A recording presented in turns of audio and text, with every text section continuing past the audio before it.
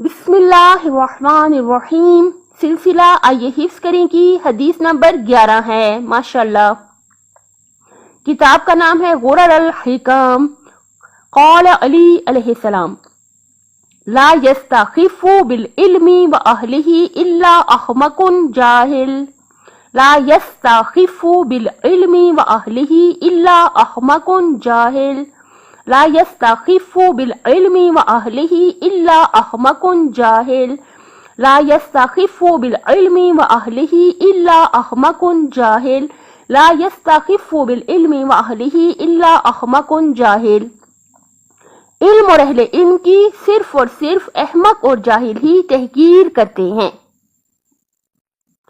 یہ میں نے ترجمے میں صرف اور صرف کیوں لگایا؟ دیکھیے جس طرح سے آپ اس حدیث کو دیکھیے، بالکل لا الہ، ہرگز بھی کوئی معبود نہیں، الا اللہ، صرف اور صرف اللہ کے.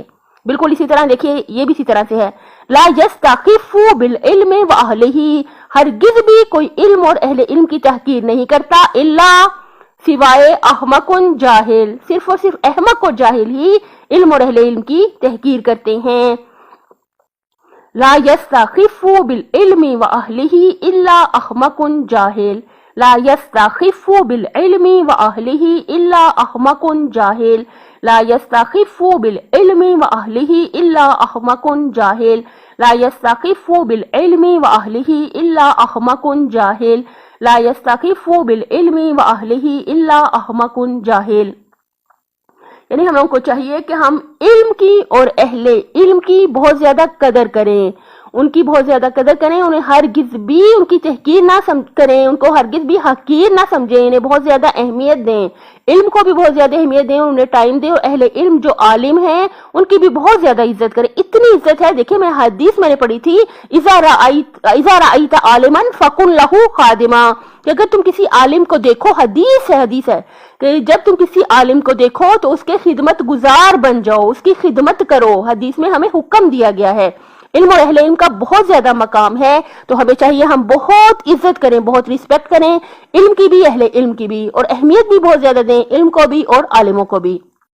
یہ تو ہمیں کرنا ہی پڑے گا. اگر ہم نہیں کریں گے تو ہم احمق اور جاہل ہیں. اور کس نے کہہ دیا؟ یعنی مولا علی نے کہہ دیا، یعنی اللہ نے کہہ دیا. یعنی کیا مطلب؟ مولا علی اللہ کے نمائندے، اللہ کا دین ہم تک لائے ہیں، اور ہرگز بھی مولا علی سے کسی غلطی کا امکان نہیں، کیونکہ مولا علی معصوم ہیں. لا یستخف بالعلم واہلہ الا احمق جاہل. لا یستخف بالعلم واہلہ الا احمق جاہل. لا یستخف بالعلم واہلہ الا احمق جاہل. لا یستخف بالعلم واہلہ الا احمق جاہل. لا یستخف بالعلم واہلہ الا احمق جاہل. پھر ریپیٹ کرتے ہیں، لا یستخف بالعلم واہلہ الا احمق جاہل. لا یستخف بالعلم واہلہ الا احمق جاہل.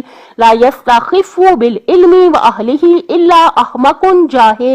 لا یستخف بالعلم واہلہ الا احمق جاہل. لا یستخف بالعلم واہلہ الا احمق جاہل.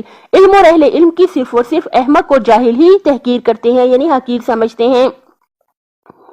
دیکھیے انشاءاللہ کہ جو لوگ حفظ کر رہے ہیں، تو جب بھی ہم حدیث یاد کریں، الحمدللہ رب العالمین، ہم خدا کا کروڑ شکر ادا کرتے ہیں کہ آج ہم 11ویں حدیث حفظ کی ہم لوگوں نے.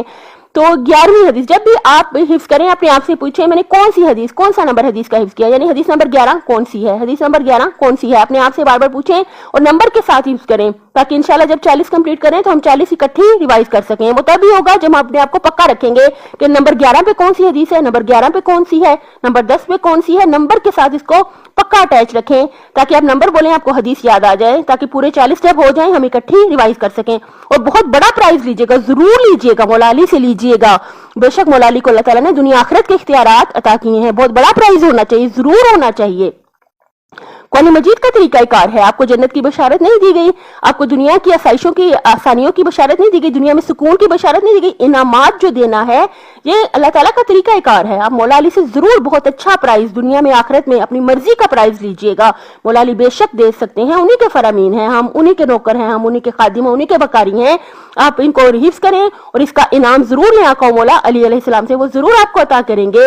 دیکھیے ایک شفیق، ایک بہت مہربان استاد کے جس کے پاس اتنے اختیارات بھی ہوں تو اگر اس کو کوئی اسٹوڈنٹ کہے گا سر میں نے بہت اچھا سا یاد کیا ہے میرا پرائز، تو وہ بہت اچھا پرائز دیں گے، اگر دے سکے تو ضرور دیتے ہیں۔ اگر ہم جیسے ناچیز حقیر ہم لوگ اگر بہت اچھا پرائز دے سکتے ہیں اپنے اسٹوڈنٹس کو، تو وہ تو ماشاءاللہ آقا مولا علی علیہ السلام ہے، دنیا اور آخرت کے بہت اچھے پرائز وہ آپ کو دیں گے۔ بہت مہربان سخی ہے، سخی، مولا علی کو اللہ تعالیٰ نے سخی بنا دیا ہے۔